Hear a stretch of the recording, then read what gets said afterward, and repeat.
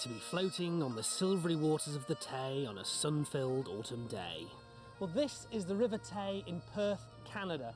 I suppose it was an obvious name for the first Scottish settlers to choose, really.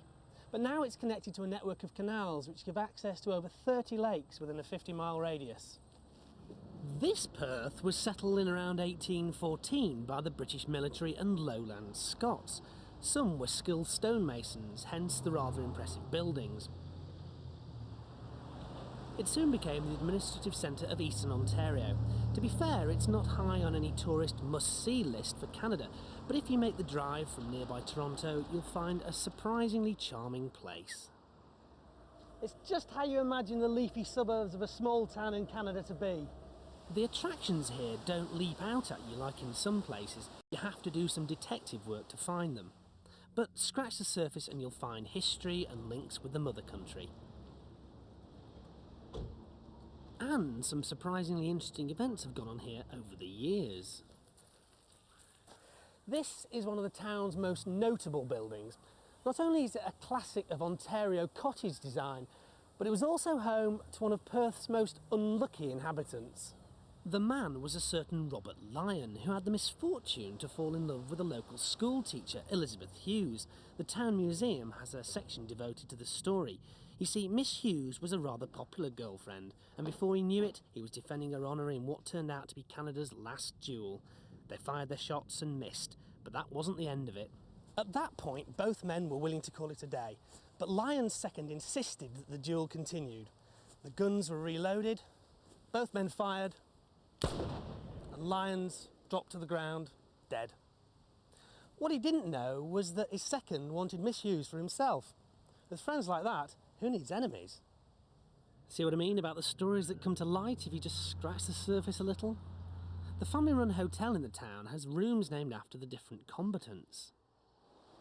Here, Perth once boasted the only distillery outside Scotland accredited to make Scottish whisky. Sadly, strict temperance laws in the early 1900s forced its closure, but the tradition of brewing lives on in an agreeable concept called U-Brew, which provides the premises and equipment to take homebrew to a new level of sophistication. It's cheap, it's easy, and the beer tastes great. That's the good news. The bad news is you have to wait 2 weeks for it to be ready.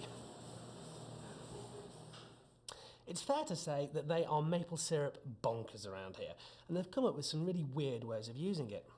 This is fried eggy bread with maple syrup, and this is Canadian rye whiskey with maple syrup. Cheers.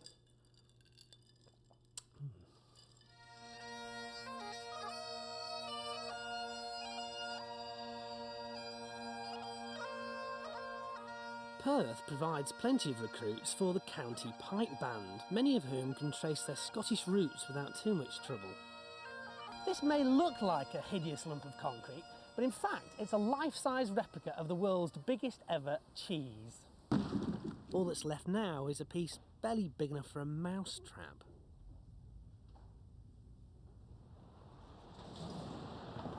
The local farmers are still around though, and join up with artists and craftsmen every Saturday to show their produce at the farmers' market in the recently restored building by the river. Everything from gargantuan vegetables and outrageously beautiful flowers to some very unusual furniture. Look at this, it's brilliant. This table, half chewed by a beaver. How could I resist buying it? Or a dozen jars of homemade jam, 2 gallons of maple syrup, some rather nice paintings, a dried flower arrangement, some homemade cakes, fruit pies, farmhouse loaf. For me, this is what getting away from the big cities is all about.